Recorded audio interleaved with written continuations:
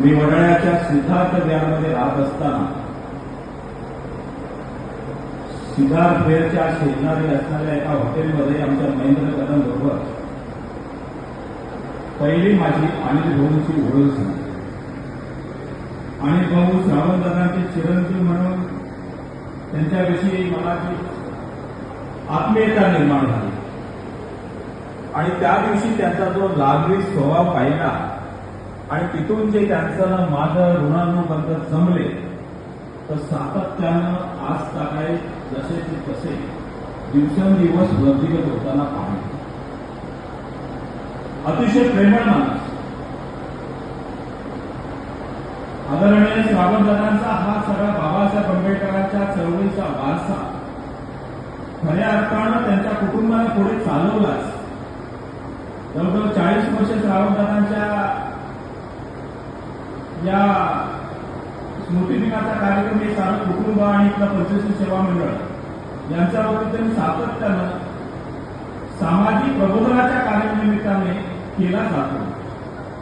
पण अनिल भाऊ हे असं एक व्यक्तिमत्व की त्यानं फार मोठं प्रचंड असं मुंबईमध्ये असं माझ्या माहितीप्रमाणे असा तळमळीचा कार्यकर्ता बुद्ध आणि धम्म आणि त्याचा प्रसार आणि प्रचार करण्याचं जे आता मी आपलं सारा आयुष्य भरती घेतलं.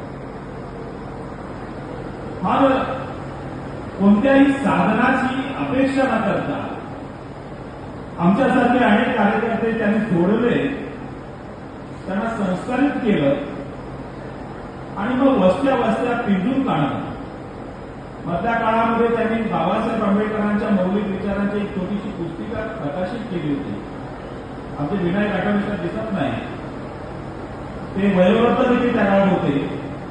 एक सगळ्या बिल्डिंगमधून धावत पळत चढत सगळ्या प्रत्येकाच्या घराघरामध्ये बाबासाहेब आंबेडकरांचा विचार पेरण्यासाठी जी धडपड आमचे अनिल भाऊ करत होते. अत्यंत जवळून पाहिलं संघारी आमची सगळी मंडळी बरोबर होती. तदनंतर सातत्यानं भाऊंचं आमचं येणं जाणं, भेटणं आणि धर्माविषयी आंबेडकरी चळवळीविषयी चर्चा करायची. साधा भोळा स्वभाव, प्रेमळ स्वभाव, तेवढंच बंडोकर असणारा आमचा अनिल भाऊ. अनेक ठिकाणी सभा व्हायच्या, चळवळीतल्या सभा व्हायच्या. निमंत्रकांनी निमंत्रण दिल्याप्रमाणे एखादा वक्ता विषय सोडून जर बोलायला लागला अनिल भाऊंचा माता भडकायचा नाही. मी म्हणायचो भाऊ लावले होते आमचा वेळ. भाऊ लगेच म्हणायचे आमचा वेळ याच्यासाठी नाही, तुम्ही निमंत्रण दिलंय, विनाकारण विषय सोडून बोलायचं नाही. अशा अनेक लोकांना त्यांनी गारद केलं होतं. मी पाहिलंय, त्याच्याबरोबर आम्ही सातत्यानं असायचो. तर त्यानंतरच्या मुवमेंटमध्ये मी त्या दृष्टीने कुठल्या मान्यवर बसले तिथे नामांतराच्या लढ्यात झेल भोगलेला. मग ते लव्या कासारे सारखे बोलायचे. लव्या कासारे माझ्या काही नजरेसमोर पडले नाही काही. आम्ही याला मारलं, त्याला मारलं, असं केलं, तसं केलं. अतिशय करारीबाज माणूस. हे दिसायला साधा थोडा प्रेमळ दिसतो, पण समाजाच्या हितासाठी सुखासाठी अन्यायाच्या विरुद्ध बंड करण्याची ताकद आणि तेवढीच लढाऊ वृत्ती. म्हणजे पॅन्थर जो ओरिजिनल पॅन्थरचा जो दुसरा भाग त्यांचा होता तो बऱ्याचशा नव्या लोकांना माहिती नाही. रमाबाई नगरचं हत्याकांड असेल, म्हणजे शांतारांच्या नेतृत्वाखाली आमचे बीजी बनसोडे साहेब यांच्या नेतृत्वात न्यायालयीन लढा जो चालू होता, तर त्या सगळ्या पाठीमागे जी माहोल उभं करण्यासाठी जे जे कार्यकर्ते राबत होते त्यामध्ये आमचे अनिल भाऊ अग्रणी असते. मग ती कोर्टाची केसेस असो, मनोधर्माच्या विरोधातली ताका असते, त्या प्रत्येक तारखेला आमचा अनिल भाऊ आम्हाला घेऊन सातत्याने पुढे, म्हणजे आमच्या आंबेडकरी चळवळीला जे तत्व बसत नव्हतं त्यांना ताबडतोब विरोध करणं सातत्याने आमच्या अनिल भाऊच्याकडे गरज होते. इथे हा सगळा वडाळा, शिवडी, अगदी जिथे जिथे लोकल जाते त्या लोकलच्या परिसरामध्ये जे जी बुद्धविहारा येत आहे त्या बुद्धविहारात स्वतः जाऊन प्रत्येक ठिकाणी तिथल्या कार्यकर्त्यांना तयार करणं, धर्म प्रबोधन प्रचार करण्याचं काम आमच्या अनिल भाऊंनी मोठ्या प्रमाणात केलं.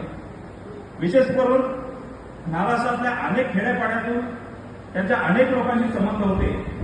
आमच्या कोकणामध्ये देखील रांजा, राजापूर, खेड अशा अनेक तालुक्यातून त्यांचे एक जीवाभावाची माणसं या ठिकाणी बसलेली आहेत आणि अनेक ठिकाणी त्यांनी फार मोठं धम्मप्रसाराचं काम तिथे जाऊन जाऊन केलेलं आहे. एकदा महाडवरून आम्ही कोकणच्या दौऱ्यावरती भंते सुनीतींबरोबर चाललो होतो. साळवे साहेब आहेत तिथे समोर. 2-4 त्यांच्याबरोबरचे आमचे सहकारी आम्ही महाड करत करत असं चिपळून कणकवलीपर्यंत सुनीती भंते जाणार होत्या आणि जाता जाता आम्ही एका ठिकाणी महाडमधल्या एका गावामध्ये गेलो होतो.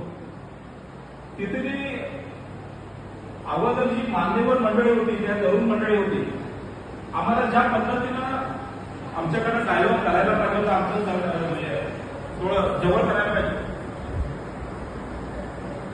ते तिथे तो अनुभव आला. आता तो वेळेच्या बंधनामुळे मी काय जास्त बोलणार नाही, पण भाऊने आमच्यासारखे अनेक कार्यकर्ते घडवले.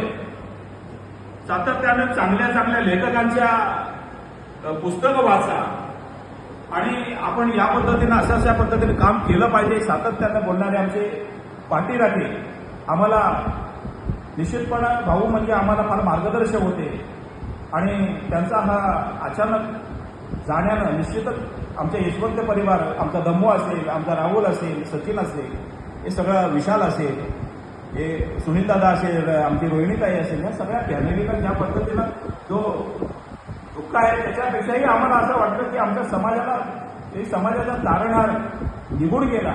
फार वाईट परिस्थितीमध्ये ही सगळी धम्मचळवळ पुढे नेण्याचं काम आमच्या अनिल भाऊनी केलं. त्यांच्या आजच्या या श्रद्धांजली सभेच्या निमित्तानं मी इथेच थांबतो. त्यांना समग्र आंबेडकर चळवळीच्या वतीनं भावपूर्ण श्रद्धांजली आदरांजली व्यक्त करतो. जय भीम, जय बुद्ध, जय भारत.